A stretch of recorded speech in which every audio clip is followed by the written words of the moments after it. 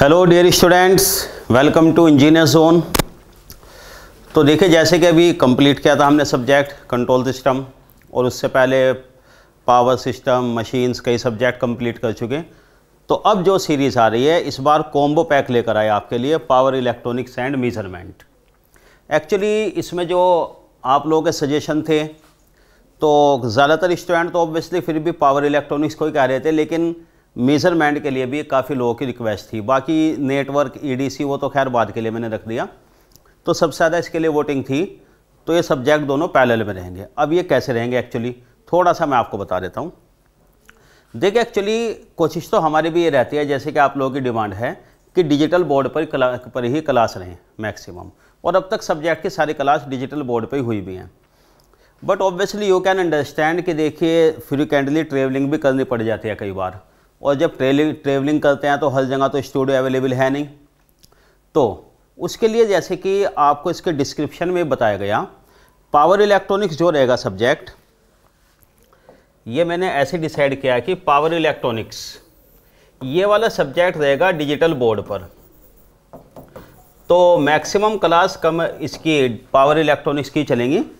जब भी मैं घर पे हूँ, दिल्ली में हूँ, स्टूडियो में क्लास रहेगी पावर इलेक्ट्रॉनिक्स की, सभी डिजिटल बोर्ड पर। But when ever I will be on journey, जब भी ट्रेवलिंग में होंगे, तो फिर मेजरमेंट की क्लास चलेगी, और ये क्लास होगी पेन टैब पर। ठीक है, तो एक्चुअली ये रहेगा इसमें कि पावर इलेक्ट्रॉनिक्स की सारी क्लास डिजिटल बोर्ड पर आ गई, मेजरमेंट की सारी पेन टैब पर आ गई। ठीक है ना, क्योंकि मिक्सिंग भी नहीं कर रहे हम कि कुछ क्लास ऐसे हो जाएं, कुछ ऐसे हो जाएं, वो फिर झंझट वाला काम हो जाएगा। इससे रहेगा कि क्लासेज आपके एक्चुअली लगातार चलती रहेंगी। क्योंकि कई बार क्या हो जाता है कि अगर 4 दिन के लिए बाहर में जा रहा हूँ, तो 4 दिन तक क्लास बंद रहे, वो सही नहीं रहता, आपके लिए भी डिसकंटिन्यूअस हो जाता है, और देखिए थोड़ा सा हमारे लिए भी, क्योंकि जब तक कम से कम 4-5 घंटे क्लास ना हो तो हमें मज़ा नहीं आता। भले हम दूसरे काम में अपने इन्वॉल्व हैं, लेकिन क्लासेस जो हैं वो अपना एक पैशन है, टीचिंग।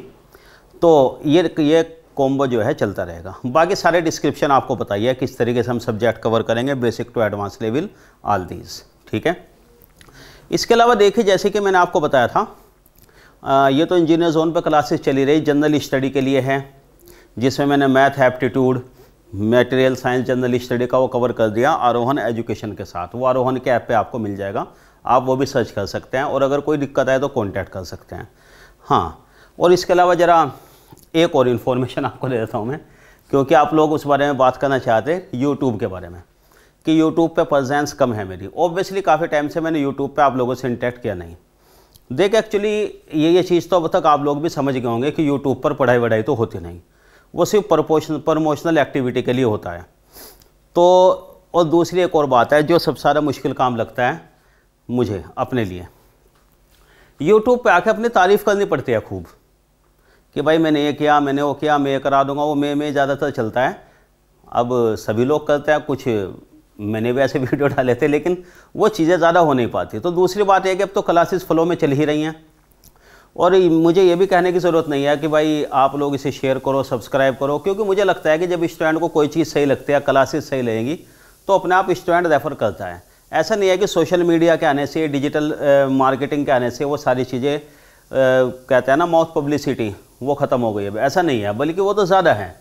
तो भाई मैं इसलिए आपसे कहूँगा कि ऐप पे आप लोग क्लास कर दें। अगर आपको क्लासेस सही लगती हैं तो ठीक है, आप लोग बाकी स्टूडेंट्स को बताएंगे ही, रीच बढ़ेगी हमारी। वो ऑब्वियसली हर कोई चाहता है, मैं भी चाहता हूँ, लेकिन मैं उसके लिए कभी ये नहीं कहता स्टूडेंट को यूट्यूब पर आकर कुछ इमोशनली ब्लैकमेल करें कि भाई ये रिसोर्सेज नहीं है, हमारे पास मार्केटिंग के लिए नहीं है, बस आप लोग ही कर दीजिए। वो गिड़गिड़ाने वाली बात सही नहीं लगती, क्योंकि देखो कि क्या है, हम भी कंपिटिटर नहीं हैं, कंपटीशन हमने क्रैक किया है। यूपीएससी एग्ज़ाम है, वो हमने निकाला है कम्पीट करके, हमने कोई इसमें बैगिंग नहीं की कि इसे भीख नहीं मांग रहे। और आप लोग भी कंपटीटर हैं, आप लोग भी कम्पीट कर रहे मेहनत के बल पर। तो इसीलिए अब वो चीज़ कहना इमोशनली ब्लैकमेल कि मेरे पास ये दिक्कत है, कभी मैंने देखा था कई टीचर ऐसे कि फैमिली में प्रॉब्लम है, ये पैसे नहीं है, वो नहीं है, आप लोग ये कर दो, वो कर दो। तो भाई वो चीज़ें सही नहीं लगती बताना कि ये चीज़ें बेकार करना, क्योंकि स्टूडेंट खुद अपना स्ट्रगल कर रहे हैं। आप लोग खुद अपने तैयारी में बिजी हैं, आप लोगों के पास अपने सबसे बड़ी टेंशन है करियर को लेकर, और उसमें फालतू में टीचर भी 2-4 अपनी टेंशन आप पे डाल दो, चीज़ें सही नहीं। और दूसरी बात यह है कि देखिए, एक्चुअली वो जो होता है ना सेल्फ प्रेज, कि अपने मुँह में या मिट्ठू बनना। अब कुछ लोग अपने आप को वो कहते हैं कि सोल्जर्स हैं, टीचर अपने आप को सोल्जर बता रहे हैं, कोई आर्मी बता रहा है। वो मुझे लॉजिकल ही नहीं लगता। देखो सीरियस नोट पे आपको एक बात बताता हूँ, ये तो आप लोग सब जानते हैं कि हम लोग आर्मी की या सोल्जर्स के अपने क्यों रेस्पेक्ट करते हैं, उन लोगों की लाइफ कितनी टफ होती है। और अगर हम कंपैरिजन करें हमारी लाइफ एज ए टीचर, हम तो कई गुना ज़्यादा कंफर्टेबल हैं उनसे, ठीक है ना। हम लोग कौन सा इतना स्ट्रगल करते हैं, मैं पर्सनली सभी टीचर के लिए मैं अपनी ही बात कर देता हूँ, हम तो हमेशा कंफर्टेबल पोजीशन में रहते हैं। एसी काम नहीं करता तो क्लास ऑफ भी कर देते हैं, थोड़ी सी गर्मी हो जाती है क्लास नहीं ली जाती, थोड़ा सा जुकाम हो गया क्लास नहीं ले रहे। अब जो सोल्जर्स हैं वो तो हमेशा काम करता है पता नहीं किस किस कंडीशन में, तो हम लोग तो सोच भी नहीं सकते बराबरी की। तो भाई इसलिए मेरा मानना भी यही है, ये मैं यंग टीचर्स को भी सलाह देना चाहता हूँ कि अपने आप को सोल्जर या आर्मी कहना बंद करें। भाई अपना एक रेस्पेक्ट है, वो चीज़ें रहने दो। सोल्जर्स हैं, हमारी आर्मी है, उन लोगों को पैसा कितना मिलता है इतनी मेहनत के बाद भी, बहुत नॉमिनल, बहुत कम सैलरी मिलते हैं, ये तो आप लोग जानते ही होंगे। खाना कैसा मिलता है, जैसा खाना हम लोग खाते हैं एज ए टीचर उससे बहुत हल्का मिलता है। हमारा काम तो बहुत आसान है और उनसे कई गुना ज़्यादा पैसा कमाते हैं, कई ज़्यादा लग्जेरियस लाइफ है हम लोगों की एज ए टीचर। मैं अगर अपनी बात कर रहा हूँ तो भाई मैं तो कभी सोच भी नहीं सकता, अगर इतनी मुश्किल मेरे साथ एक दिन के लिए आ जाए, मैं तो शायद अगले 5 दिन क्लास नहीं लूँगा, अगले 5 दिन आराम करूँगा, किसी एक दिन जंगल में फंस के मुझे जागना पड़ जाए ऐसी कंडीशन में। तो वही बात मैं आपसे कहना चाहता हूँ कि ये जो इस तरीके की तारीफ़ें चलती हैं बेकार में, ये वो ऐसे करना ये करना, उसमें क्या होता है ना, स्टूडेंट एक्चुअली कई मोरल बूस्टिंग तो होते नहीं, डिमोरलाइज हो जाते हैं कि भाई इतनी मेहनत करनी पड़ेगी क्या। अरे भाई उनको लोगों के लिए बड़ी मेहनत है, सोल्जर्स के लिए, हम लोगों के लिए, आप लोगों के लिए उससे कहीं कम मेहनत है।